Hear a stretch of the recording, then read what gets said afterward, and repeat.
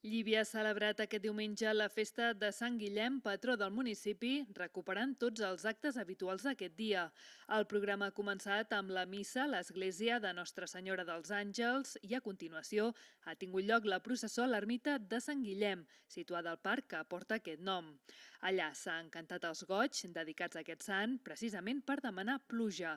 Seguidament ha tingut lloc la ballada de sardanes. Des de l'Ajuntament han fet un bon balanç de la celebració. És la festa del patró de Sant Guillem, que és el patró de Llívia, i bé, doncs actes, avui s'ha començat amb la missa, la professor que heu assistit ara, on s'han cantat els goigs de Sant Guillem, que precisament són per demanar pluja, no? Vull dir que torni el temps plujós, no?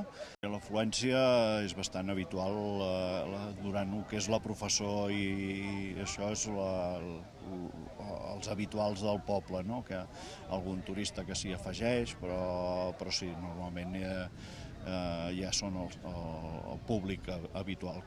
Durant la tarda s'ha organitzat un concert amb una setantena d'estudiants de l'Escola Superior de Música, l'ESMUC, que tenen entre 18 i 25 anys. Al vespre, els actes han tancat amb un ball.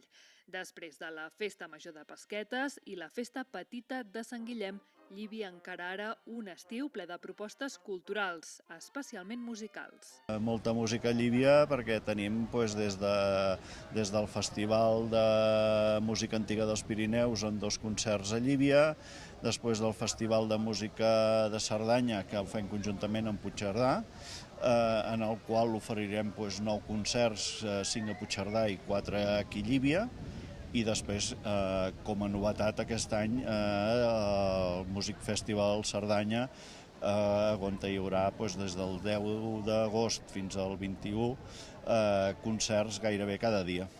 Recordem que les entrades per a tots aquests festivals ja estan a la venda.